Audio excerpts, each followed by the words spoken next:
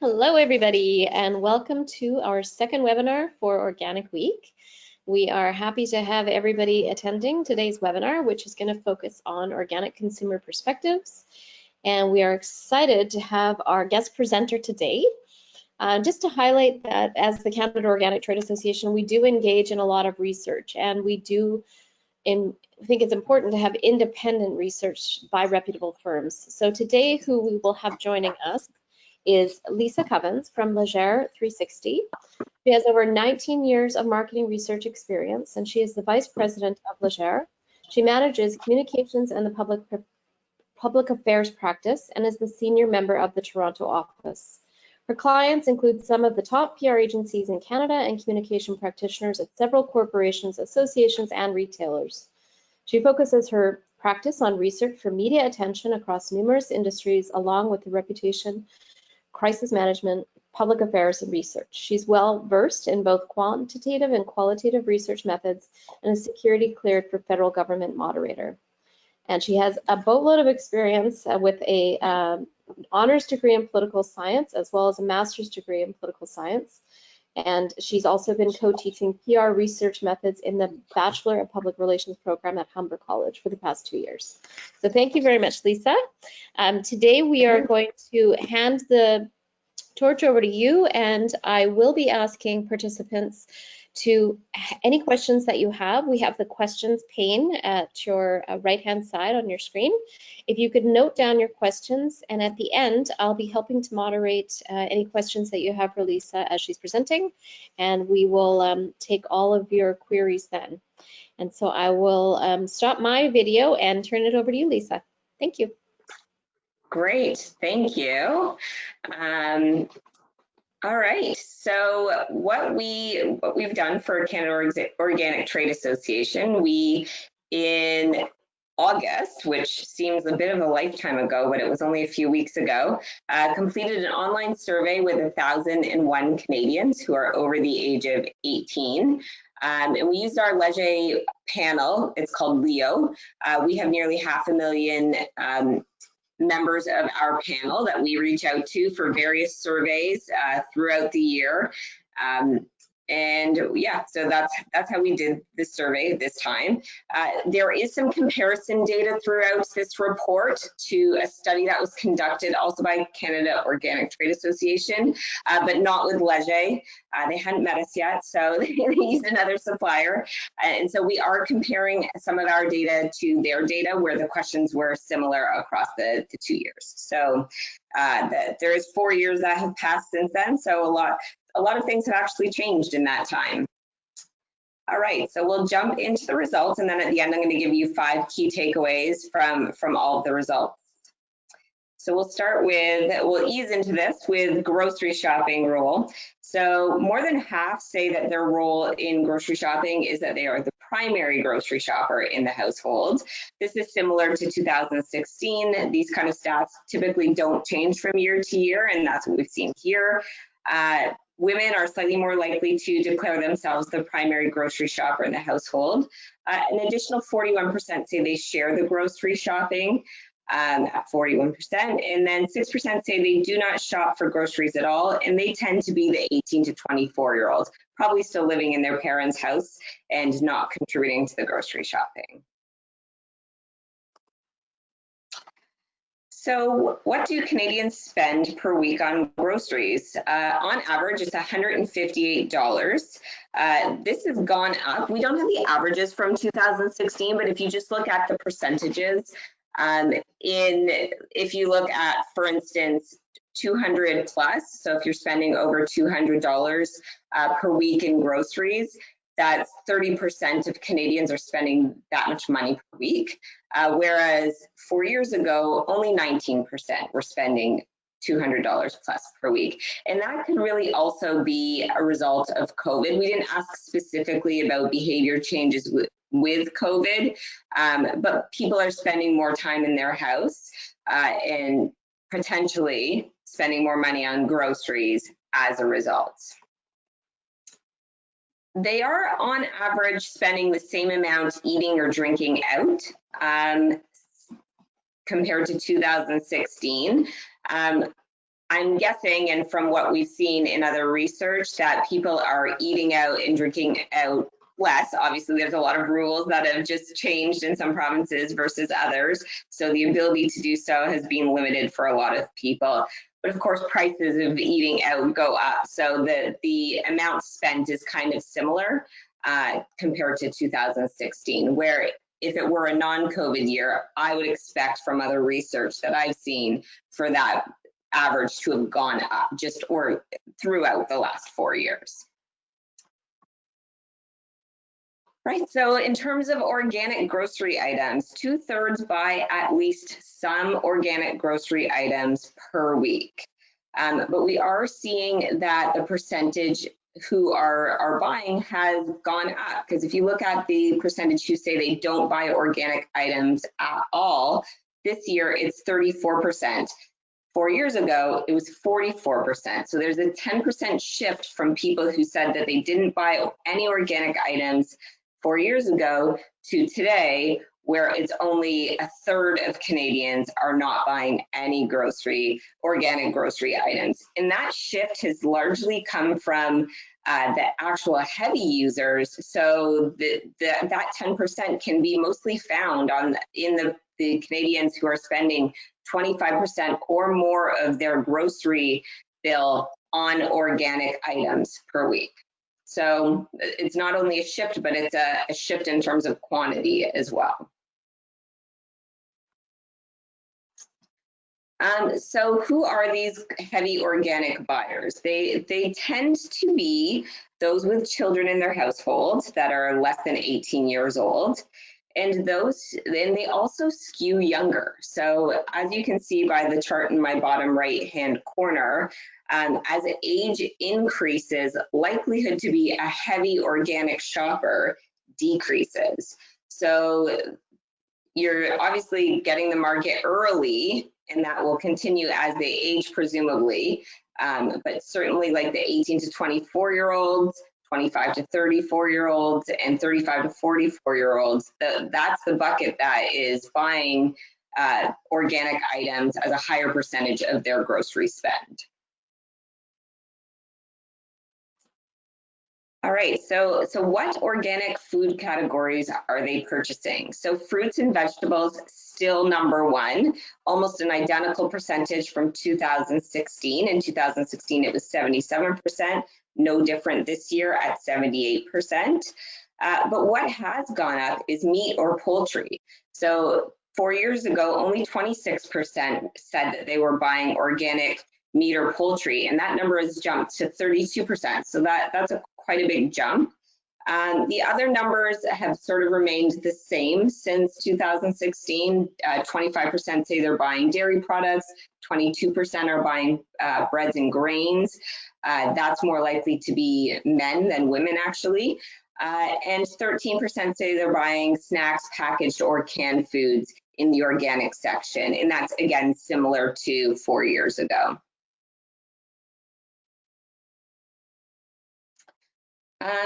So we asked them how frequently they are choosing organic products in each of those same categories. So if we look at fruits and vegetables, 82% are saying that they are at least frequently or occasionally buying organic fruits and vegetables. And that has gone up since 2016 from 75%, so a 7-point jump. Another jump, like I said on a previous slide, meat or poultry. 55% are buying organic frequently or occasionally. Dairy products, again, has risen. All of these have risen, actually, at least a little bit. So 50% are buying organic dairy, frequently or occasionally. 53% are buying breads and grains frequently or occasionally. 43% are buying snacks, packaged or canned foods in the organic aisle, at least frequently or occasionally. Beverages is a little bit lower down at 31%, saying that they would frequently or occasionally buy organic beverages. And that's about the same as 4 years ago. Okay, we also asked, compared to 12 months ago, are you buying more, less, or the same amount of organic foods in the following categories? So these numbers are among those who do shop organic. So we didn't ask these questions to those who say they never buy organic food, because this questionnaire or this survey process would have been a little annoying if we kept asking them about the organic food they buy when they told us right away that they didn't buy any. So among those who are shopping organic, I would say similar results to 2016.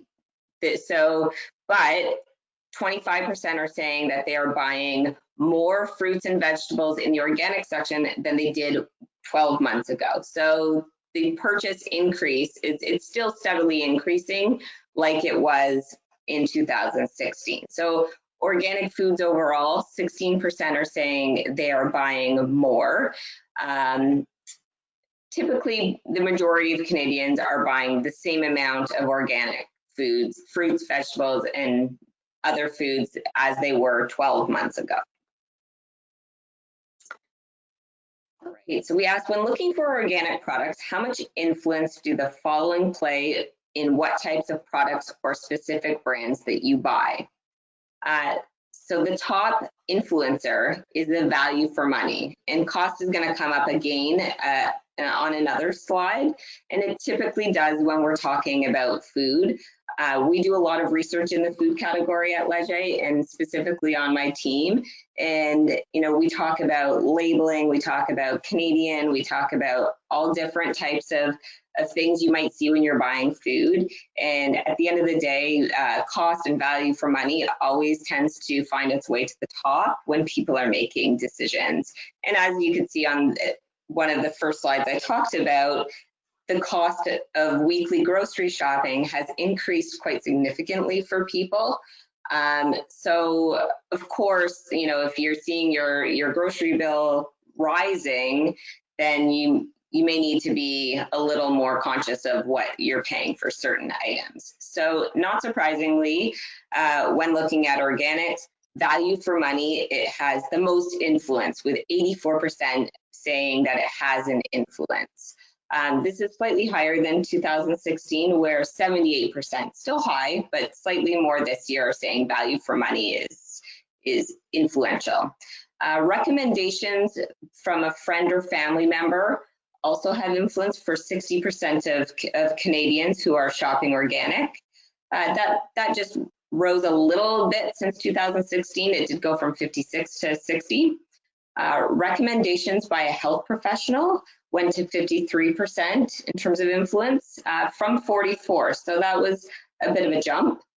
Another jump was brand name and packaging, and that could be just, you know, I notice in my grocery store when I'm still going to the grocery store in person that there's so much more choice for organics and specialty products in general, dairy-free, egg-free, like all of those specialty items, including organic. There's just more of them, and when grocery stores are renovating, they're making even bigger sections for these types of products, specialty products.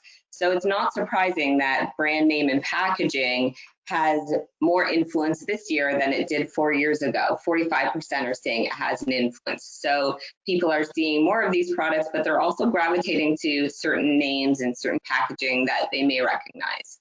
And the last two things that have some influence, but less than the other items I've already mentioned, are recommendations by mainstream media at 28%.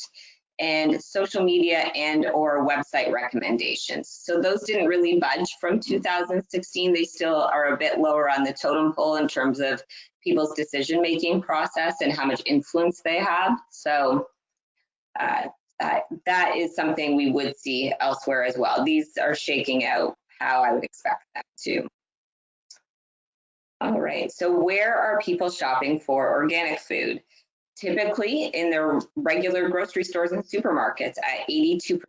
And that's jumped a little since 2016, likely for the reasons I've mentioned, that it's just more options in your own grocery store. Like 10 years ago, it still exists, there's a specific organic grocery store right near my house. And if I wanted anything organic, that's where I would go. But now, like I don't even know how they're necessarily staying in business because all those products seem to be available in a grocery store. Mass retailers, also places where people are shopping for organic foods, at 45%, up from 2016. Direct from the farmer at 32%.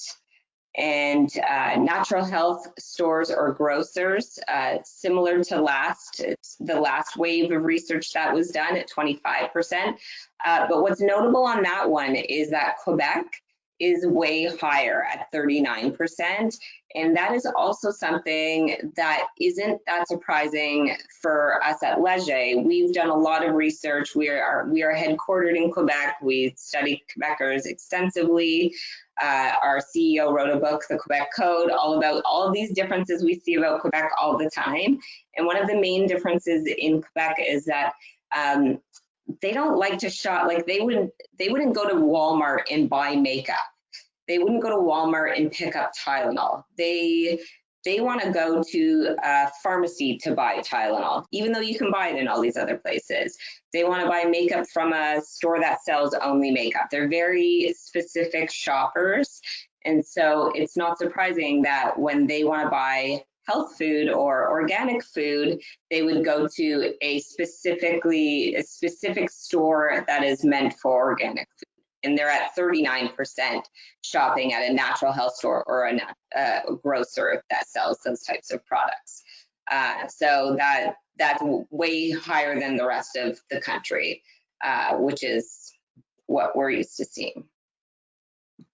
Okay, so we asked on a scale of 1 to 9, where 1 is not at all trustworthy and 9 is completely trustworthy, to rate how trustworthy the following food claims are to you. So made in Canada comes out on top at 63% in terms of trustworthiness, and that is up 10% from 2016. So that's quite a jump. Local is at 56% from 53%. And just actually circling back to that made in Canada, I think there's been a lot of talk about buying Canadian products, buying local products. I know there was a big movement in Quebec, I believe it was called Shop Blue, so there's something about blue, and it was all about buying local, especially during COVID, to support local growers or local vendors. And so I'm not surprised that something made in Canada, especially during COVID, would garner a much higher trustworthiness score compared to 4 years ago. But Canada Organic Certified jumped from 39% to 55%, which is a huge 16-point jump. Another jump was the non-GMO or non-genetically engineered, went from 29% trustworthy in 2016 to 46%, so also big. Grass-fed was at 38% trustworthy and free range at 37%. The last time this research was done, those two were put together and the numbers were similar. It was 36% for the combined grass-fed / free range. So we just separated them out this year. USDA Organic Certified is also gaining in trustworthiness a little, at 34% compared to 27% 4 years ago. And similar to the last results, natural or all natural has a 32% trustworthiness among Canadians compared to last wave of research at 31%. The last one, Regenerative Organic Certified, 29% of Canadians believe that that is trustworthy. Okay, so what are the main reasons to buy organic foods? The top reason that came out was to avoid highly processed foods and artificial ingredients. That was up 8% from 2016. A similar percentage, so the top two I would say are really neck and neck, and both I would say the top reasons is that organic food does not contain harmful pesticides or other chemicals. 56% said that that was the reason why they are buying organic. And again, that's up 10% from last year. The next sort of rung of reasons are that organic food is better for a healthy environment. to avoid genetically modified foods, to support thriving farms in rural communities, and that organic food is better for you or more nutritious. Those numbers are sort of similar to the last wave of research. 29% said that it's because organic food tastes better. And then it drops off to 17% that their organic foods are reliably inspected and certified. 11% say that a friend or health practitioner recommended organic. And 7% said something else that didn't fall into any of those buckets. Women are more likely to say that the reason they buy organic food is to avoid the highly processed foods and artificial ingredients. Reasons for not buying organic food. Like I mentioned earlier, the cost always comes out whenever people are making choices about food or anything really, but especially food, as it's a huge expense for most people when they're looking at their monthly expenses. 79% said that that's the reason that they don't buy organic food. 31% said that local food is as good or better than organic food. Which is similar to the last wave of research. I don't care or it doesn't matter to me was said by 21%. 20% say natural food is as good or better than organic food. Only 12% say it's not available where they shop. That number is similar to 4 years ago. And 11% say they don't know enough about organic food to bother. So we asked whether or not they agreed or disagreed with some statements about organic food. And 76% agreed that organic fruits and vegetables are grown without synthetic pesticides or fertilizers. And 72% agree that organic foods are produced without the use of antibiotics or synthetic hormones. Both of those percentages jumped quite significantly from 2016. The first statement jumped 11%, the second statement jumped 10%. Another jump of 10% from 55% last wave to 65% this wave is that organic food products do not contain artificial ingredients. Organic foods are not genetically engineered. 58% agreed with that. 53% agreed that animals used in the production of organic foods are treated humanely, fed on an organic diet, and not raised in confinement. And lastly, nearly half, 49%, say that organic or agree that organic is regulated by the federal government and can be trusted. So that percentage is similar or the exact same as 2016. All right, we asked whether or not they had a preference for organic food. If everything else is equal, please indicate your level of preference for organic food over non-organic food. So 29% gave it a top score that they prefer organic food. The majority said kind of middle of the road, like a score of 4, 5, or 6. And 12% prefer non-organic food, gave it a score of 1, 2, or 3.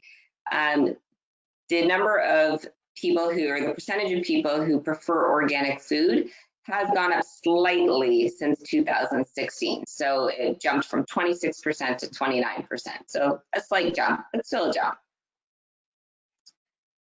And then we asked, how familiar are you with the logo shown below or to the right on this slide, the Canada Organic logo?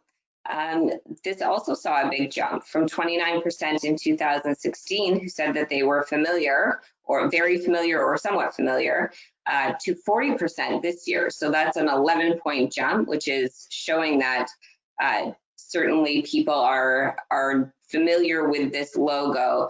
And not surprisingly, the people who are more heavy users of or heavy purchasers of organic foods are more likely to recognize the logo. 72% were familiar with the logo among those who buy more than 25% of their food as organic.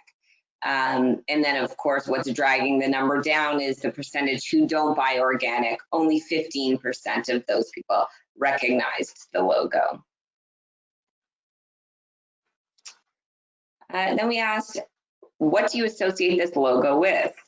In the top answer, which was the top answer 4 years ago, that is pesticide free at 44%. It's 32% and 31% say that it's good for the environment or non-GMO is what they are associating it with. The non-GMO association is higher in Quebec, 39%. And as well as pesticide free, Quebecers are more likely to associate that logo with pesticide free. 25% say it has strong standards. Animal welfare is up there at 14%, more tasty, healthy, 12%, available, good labor practices, affordable at 4%, is the things that are most being associated with that logo. And then those are pretty much the main results of the study. And then we just kind of outlined who we spoke to when we were surveying for this research. So this generally maps to the Canadian population in terms of gender. Women slightly outweigh men at 51 to 49%. The age distribution that we see in the population, pretty typical distribution. And then the distribution across Canada in the different provinces that we see. And then income, children in the house. So it's important to note that 26% of our respondents do have children under the age of 18 in the house.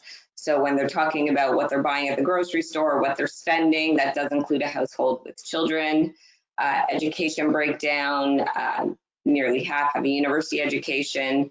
In our sample, marital status, we have a mix of single, married, common law, separated, divorce. So there's a good mix of different types of households that we surveyed. And then we also asked the type of diet people follow. And the majority say they don't follow any particular diet. And then another large chunk of Canadians, 31%, say that they follow a moderation diet at 31%. And then we have a handful of flexitarians, pescatarians, vegans, lacto-vegetarians, and all of the other very specific diets that some people follow. So what are the key takeaways that we can look at from this research? So since 2016, more Canadians are purchasing organic grocery items, with the increase primarily coming from those who are the heavy organic buyers. Fruits and vegetables remain the most likely organic food category to be purchased. However, there has been a notable increase in organic meat or poultry being purchased.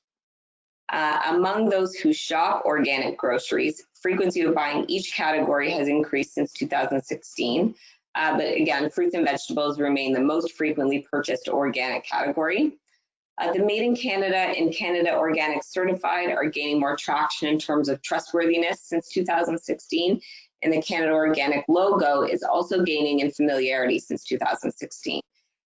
Again, cost remains the largest barrier for not buying organic food. And our team that worked on this, myself, research director Anne-Marie Newton on my team, and Keo Mamere, who's a research analyst. That's the team that worked on this piece of research in Leger. And that's pretty much it.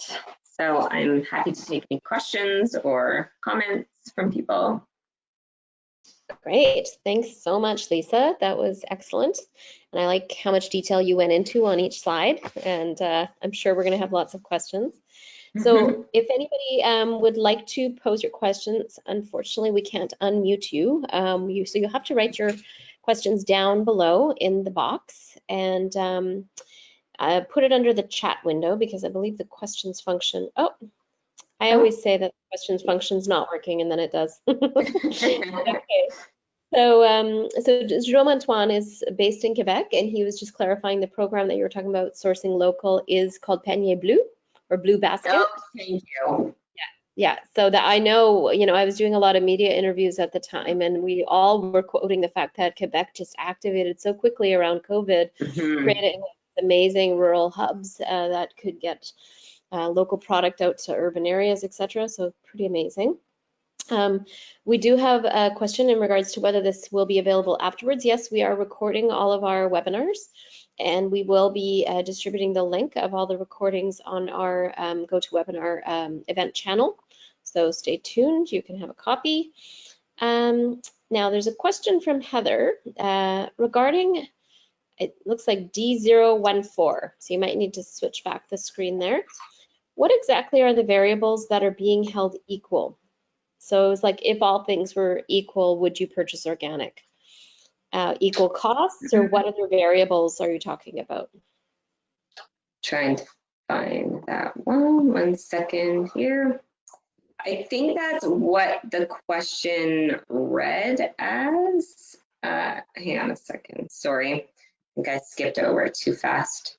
Yeah, I think it was further to the end. Yeah.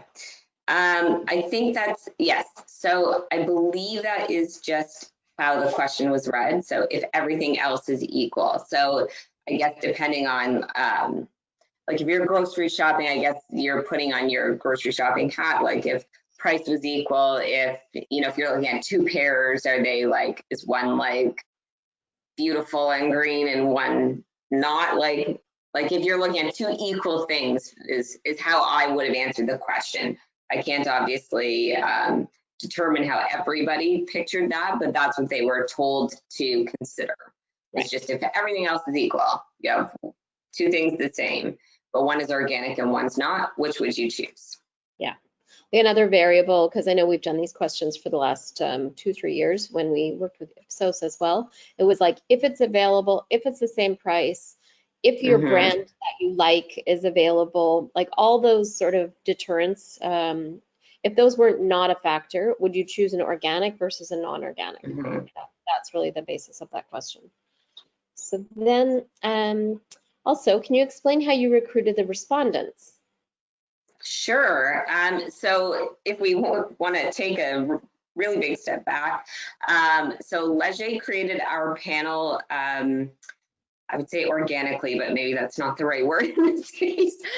We sort of grassroots creation where we, back in the day when you were allowed to do this, we basically spammed the entire phone book. So for me, they would have sent me lisa.covens@rogers.com, lcovens, Covens Lisa, and we did it at every single provider, at Shaw, at Videotron, like all of those, and invited people to join our panel. So that way it was random, and many people did. We also added it to all of our phone surveys so that at the end of a phone survey, when we had them from a random digit dial sample, we asked if they wanted to join our panel. So our panel has nearly 500,000 Canadians, and we, it's obviously still growing, but it wasn't like an acquisition of Aeroplan or Air Miles or anything like that. So everybody is random Canadian, equal representation, how it plays out in our country. For this specific survey, we just take a random sample of that 500,000 Canadians to get to the 1,000 Canadians who would have answered this survey. And we make sure, we set quotas, we make sure that we're not skewing high in any of the provinces or any of like skewing high on gender, on one gender over another, or age. We do find, for example, that people over the age of 75 answer our surveys so quickly that if we just left everything wide open, we would have half of our respondents being over 75. So we watch for those things, but that is how they are selected. And they can complete the surveys either on their desktop or on their mobile phone or on a tablet through an app that we've developed recently. Yeah, so, and the other thing we do is we make sure that, like, for example, we're showing the logo, we want to make sure that the logo looks correct no matter what device.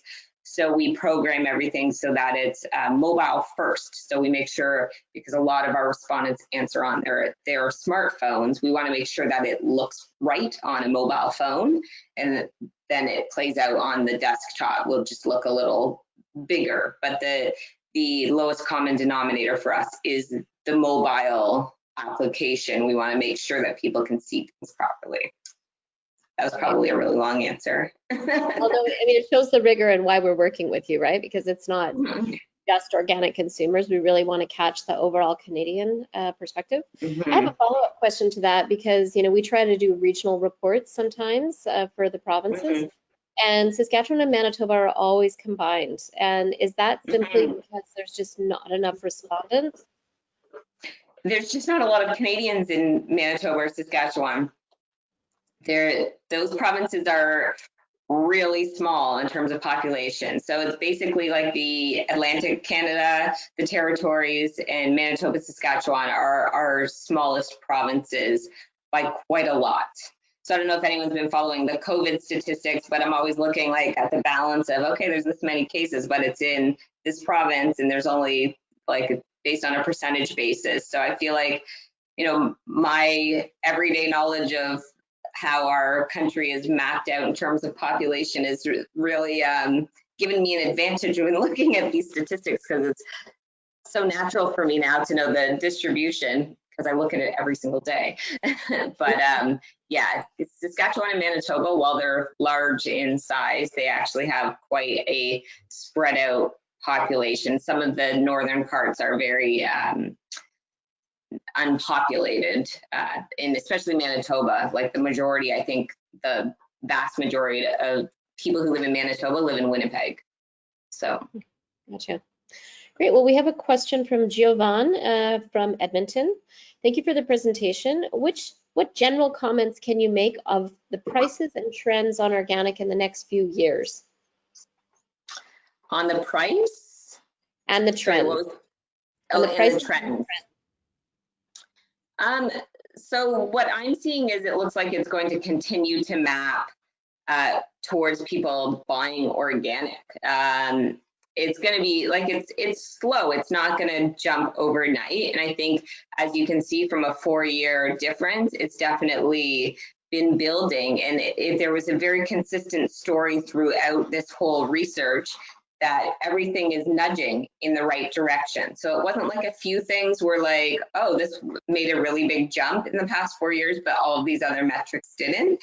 It really was like across the board, like the good opinions, like the trustworthiness, the purchase behavior, how much they're purchasing, all of that is trending upwards. So I would imagine that that is going to continue. And like I said, just the way we are seeing grocery stores being laid out and people just gearing towards more specialty items and the availability, everything. If you had to go to a specific store to get those organic items 15 years ago, and you can just pick them up at the grocery store, well, then it would follow that more people are going to pick them up, while they're out. It's not another trip.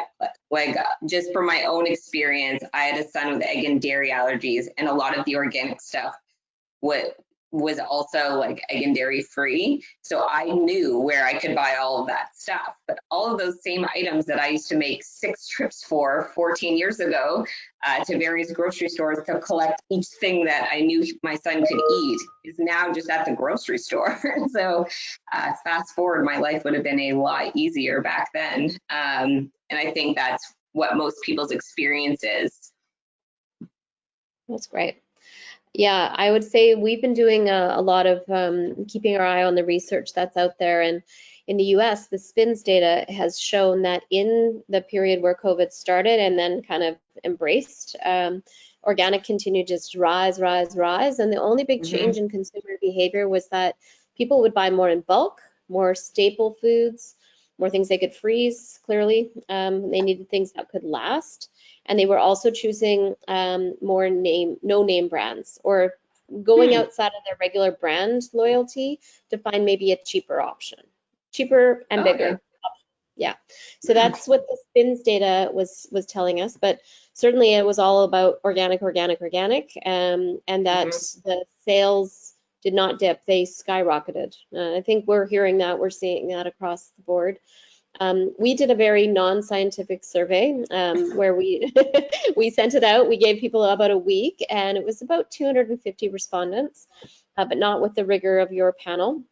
And 77% of Canadian consumers said that organic was more important than ever, and that Hmm, COVID was not going to change their purchasing habits. They were like digging in deeper, being more committed, especially during a health pandemic. So I think, makes sense. from the consumer side, I mean, when it comes to your larger question, when it comes to prices, it depends on, there's a lot of factors coming into pricing with an unstable Mhm. economy. That is a big question on supply chains that have been disrupted, currency fluctuations, depends if you're an imported product or not. We're seeing those sorts of things that will probably play out over time. But from what I'm hearing from companies currently is that sales are going crazy. Their problems are logistics. Their problems are Yeah. logistics, getting their products in. Particularly, there's a strike at the Port of Montreal, so anything that's coming in from Mm. Eastern Seaboard is quite tricky. But I think we'll hear that other companies are just, they're doing quite fine now that we've kind of made it through this muddled period of, are we essential services as a food system or not? What Mhm. about farmers markets? Some places it's been allowed, but not until like too late in the season. People had to find new ways to bring their products to market. So I think there's a lot of questions there. Okay, I'm Mhm. going to go back in and see if there are more questions. Okay, Heather, again. I think it's interesting that the most common reason for choosing organic is related to the amount of processing and artificial ingredients. But processed foods, snacks, etc., are a small percentage of what is bought. Comments? Hmm. Yeah, I mean, it's neck and neck with that organic food does not contain harmful pesticides or other chemicals, which I think is coming from like the fruit and vegetable side, I would assume. Um, but yeah, I mean, it is neck and neck with the to avoid highly processed foods. But you're right, because there are very few people, or snacks was a lower purchased food. Um, yeah, we did give them these reasons, so they were choosing them. So it could be, a bit of a power of suggestion here, but still, I would say like if you're looking at, the top few, it is, the harmful pesticides and other chemicals, better for a healthy environment. Those two are in the top three, to avoid genetically modified foods. But yes, yeah, I can't explain why it's probably, as you can see, the women, the moms out there potentially just triggered on that phrasing, the highly processed foods, and definitely clicking on it. So Maybe I'll jump in here as well. It's yeah, just sure. that when it comes to organic, I think a lot more people are cluing in that, in the regular food system or the conventional food system, half the time you don't know what you're buying. It has this ingredient list that you can't pronounce half the things, and people get a little bit scared about what are they putting in their bodies, right? So, I mean, I've definitely seen and read and heard and seen the research that really supports that people want to know what they're buying. They want to know what's going in. They want it to be as close to natural as possible. And so with the organic standards, not allowing a lot of, artificial agents, flavorings, colorings, preservatives, MSG, dyes, like I can understand that that is very common, and who doesn't want to eat their snack food, right? So they're Hmm. finding alternatives so that they continue to get their little bits, but their primary thing is they're eating fruits and vegetables and primary products like meat and dairy, etc. And snack food is lower on the list. So that would just be my comment in regards to that question. We have another question from Desiree, and yesterday, that was the presentation that I did on data. Hmm. We saw that centennials were most likely to purchase organic. So centennials are between Yes, 18 to 24. Do you find any correlation between age and reasons to purchase organic? and reasons for buying organic. Let me see here. There was no age-related differences in our research. I'm just looking at my notes here, and it was mainly the main demographic difference was the men versus women with the avoiding processed and artificial foods. But other than that, the reasons were pretty equal across the demographics. Great. great. And I will highlight that we are giving you a snippet of the consumer research that we've done with Leisure. So we have all the back files, and we do plan to release a 2020 organic market data report, hopefully with updated sales statistics by product category. It is very expensive for us to work with Nielsen, and we're the only actor who's asking for organic statistics besides the grocery stores who know their own sales. So for us to get the holistic sales by category, it is very tricky. I asked Nielsen whether they would do a webinar for us. And of course, we have to commission them to do the big research project beforehand. So we're working our way through that. But, you know, for all the growth figures that I released yesterday, we've used the cumulative growth rate of the prior years in order to reach that amount, which is probably very much understating what it's at, because you can see that the growth, you know, heavy consumption's going up across all categories and with heavier consumption. So that's just a note on the data that was presented yesterday, with us at over 8 billion in sales in Canada now. Wow. So it's all good news. That's the great part, right? We're not seeing any downward trends. We're seeing more consumer trust in the logo. I was interested, I don't have more questions, so people continue to ask away. Otherwise, I'm going to ask the questions. You mentioned the familiarity level has risen from, in 2016 at 29% to 40%, which I'm very happy to see. That question was asked of all consumers, not just organic consumers, correct? Yes, so I can tell you that if we're looking at, so like I made mention of the heavy purchasers of organic and the medium are even more likely. So 72% of the people who are considered heavy user or heavy purchasers, which is the 25% or more of their grocery bill, 72% of those men recognize the logo. 53% of the medium purchasers recognize the logo. 34% of the light purchasers of organics recognize the logo or are familiar with the logo. And then it's the 15% who don't buy organic at all that are pulling it down with familiarity. And that 15% does not recognize the logo, or they do recognize the logo? So 15%, only 15% of that segment recognize the logo, which is way lower than the average of 40. Right. Okay. And also the 18 to 34-year-olds are more likely to say that they are familiar with the logo. So 52% of Canadians who fall in that 18 to 34-year-old category are familiar with the logo. So they're the ones that are more likely to buy organic. So it kind of lines up, but you are getting more logo recognition, and that's a big jump. I track other food logos for different organizations and associations, and like, I'll be honest, like when I do their research, I'm always like opening the tables like this. Like I'm always afraid that the familiarity goes down or doesn't budge from year to year. And I'm always like, come on, increase. And if I get like 3% increase, I'm really happy about it. So to go from 29 to 40, albeit it's 4 years, but still that's a great jump from everything else that I see in terms of like, you know, made in Canada logos for different types of food items that I've seen.